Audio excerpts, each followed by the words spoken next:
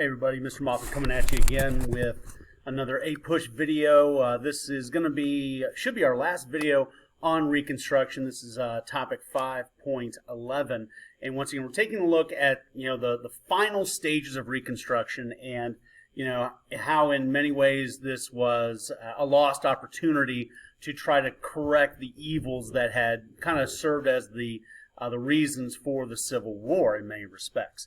Now, we mentioned last time that growing white Democrat resentment towards the actions of Reconstruction is going to lead to the creation of the Ku Klux Klan, which will use terrorist, brutal tactics to try to destroy any type of influence by blacks, Northerners, Republicans, etc. And it was pretty much chaos in the South for about a year or two. We talked about, there were thousands of lynchings. It was pretty horrific. And Congress will then grant President Grant the authority to use his powers as Commander-in-Chief via the Force Acts to enforce the 15th Amendment. So the 15th Amendment, if you look at the legislation, you look at the language of it, it does not explicitly give enforcement powers to the government to make this happen. So it required separate action by Congress.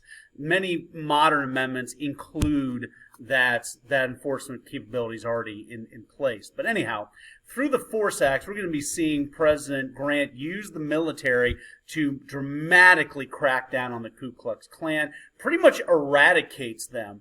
The Klan leadership is arrested, put in jail, and it basically destroys this first iteration of the Ku Klux Klan. Now, as we know, it doesn't ultimately kill it. It just kind of puts it in a dormant state for about a generation or two before it comes back, around the 19-teens, 1920s. But anyhow, this first iteration is going to be thwarted by Grant. And once again, this is part of why Grant gets some credit as president, because he is going to be doing some things that will actively try to, stop the worst attempts to destroy Reconstruction in the South. However, though, the reality is that, when we're talking about, what's happening in the South, it's pretty sad. Once again, you saw the creation of black codes. We've mentioned that before. Here's some additional examples here. Blacks could not buy land, could not testify against whites in court. We already talked about the requirements to be employed. How about this? Blacks convicted of crimes in some communities could be rented out by the government to local plantation owners for labor. I mean, if that does not reek of a continuance of slavery, I don't know what does. So understand that, you are seeing what's happening here is that you see this initial attempt by Southern whites to hold on to government. You see these early black codes. Then you start to see through the 14th and 15th Amendments, radical Reconstruction in place. We then start to see a breaking down of some of this, and we see, federal troops and the Force Acts being used to try to thwart the Klan, to allow for a bubble of time for Republican dominance in Southern state governments, including tremendous participation by black Americans. But this will wane as we go through the 1870s due to concerns about corruption, Northern worries about things like settling, pacifying the West, dealing with the financial crisis of 1873, dealing with overall corruption, in the Grant administration, and the fact that, white racism at the time did not really allow whites to truly make this a priority that they're willing to go to the mat for. They're willing to give some degree of attention for a certain amount of time, but basically Southern white Democrats just wait it out. And they keep applying pressure and keep applying pressure, and slowly but surely we start to see these Southern states starting to gain more power for white Democrats. A great example of this is the Amnesty Act of 1872, which is going to basically allow almost all of the former Confederate officers to be able to vote again and run for office again. So, you are seeing this as we go through the 1870s, step by step, piece of legislation by piece of legislation.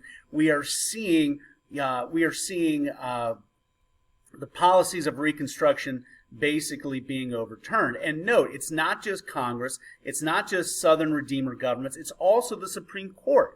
I'm not going to get into the details of all these cases, but as you go through, if you can kind of look at these slides here real quick, you can see here that basically the Supreme Court, and obviously this is heavily determined by race and things like that, they're going to really narrow what the 14th Amendment and the 15th Amendments are really going to mean.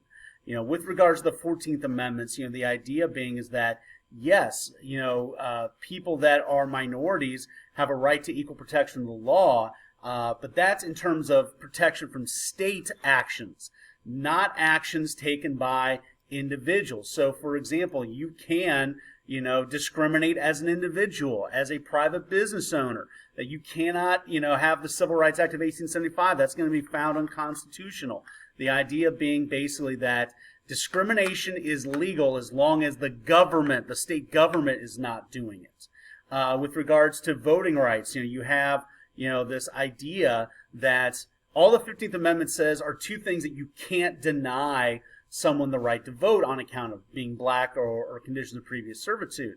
But it does not explicitly guarantee the right to vote for black Americans. So, in other words, you're seeing this very interesting, notion there that you can't deny someone the right to vote because they're black, but it doesn't at the same time guarantee the right to vote if you're black. So you are seeing this very narrowly tailored idea of interpreting the 14th and 15th Amendments to basically give more and more southern states, white, growing, Redeemer, Democrat governments in the South, the ability to just chip away at the rights of black Americans, chipping away at equal protection, chipping away at the right to vote. And you are seeing step by step that Reconstruction is becoming abandoned. By the time we get to the 1876, we had seen the federal government been pushing for 11 years to try to make some types of changes.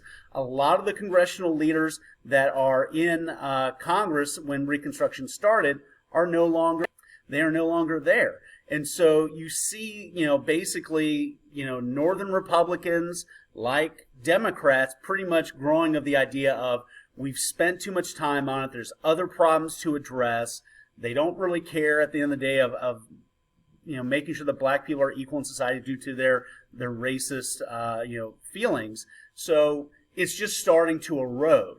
It's starting to erode. And by the time we get to 1876, this is where we're going to see the final gasps of Reconstruction, and it's going to be focusing in on settling this election.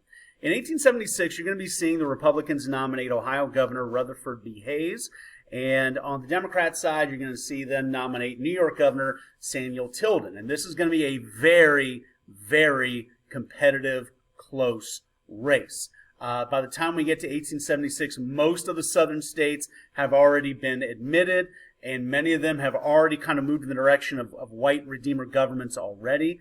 And so this is going to be a very close election. In fact, so close, as you can see here, it is razor thin, absolutely razor thin. And what's going to complicate this are the results coming from South Carolina, Florida, and Louisiana. Now, I know on the map here it looks like it says that they went for Hayes, but actually in each of those states, the legislatures had competing sets of electors. In other words, there was disputes as to whether Tilden or Hayes, the Republican or Democrat, won this. And so basically both the Republicans and the Democrats sent electors to the Electoral College. So there was this controversy of, well, whose votes are going to be counted in the Electoral College? The Republican Hayes votes or the Democrat Tilden votes? And this was a major political crisis. We had not had a crisis like this since, maybe 1824 or 1800, something along those lines. And so the question of, how are we going to settle this? And so what Congress basically does is put together a bipartisan panel to kind of decide what to do. Now, there's going to be 8 Republicans and 7 Democrats on this panel, but it's more than that that's going to ultimately dictate what happens. And basically a deal is done. It's really a deal designed to make both sides happy. Now, critics are going to call this, maybe another corrupt bargain, but it does settle the election of 1876, and it does settle Reconstruction once and for all. So in the deal that is made, the Republican votes in those 3 contested states are going to be awarded to Hayes. So Hayes is going to be given the presidency. The Republicans still control the White House. So that's a major victory for the Republicans. Well, if the Northern Republicans get something, well, then the Southern Democrats got to get something just as important as, the White House. And if they couldn't control the White House, the thing they wanted most desperately, Southern white Democrats, is to get rid of the remaining federal troops that are left in the South. The idea being is that, the only thing that had kept Southern white Democrats from completely controlling the South now had been those remaining federal troops that had been there, for a long time. The deal is made is that the new Hayes administration will pull those Union troops out once and for all, and basically send a message that they're not really going to work very hard to enforce any previous Reconstruction policies, and therefore basically saying that the South can do what they want. They're going to be, in essence, freed now to run their states the way they want, to basically go back to a pre-Civil War social order of blacks at the bottom and whites on top. Yes, slavery's gone, but when you throw in the tenant farming system, when you throw in, the Supreme Court putting their thumb on the scale in favor of white dominance in the South, the Redeemer movement, basically you're now going to be seeing what is going to be defining the American South for the next 90 years. A system where blacks technically have the 15th Amendment and the 14th Amendment, but it doesn't really mean anything. That the federal government isn't really going to enforce it in the South, and there's going to be all sorts of policies created by Southern whites, Democrats, to control, making sure that white Democrats stay on top and blacks stay at the bottom. And it's really going to stay this way up until about the 1960s. This is also going to lead to the beginning of what will be Jim Crow segregation in the South. So when we reflect back on Reconstruction, it's this really bold attempt to truly revolutionize the South in a way to kind of, tear asunder the institutions that had led to the Civil War. And yes, slavery is destroyed, but there really was much more that should have been done, could have been done, that did not get done. Now, of course, the argument is, how long do you fight this? To what extent are you willing to make these changes happen when you've got a Southern white population that is almost unanimously, adamantly opposed to it and will fight it at every turn? Some might argue that, the desire to truly revolutionize the South was a bit of a pipe dream.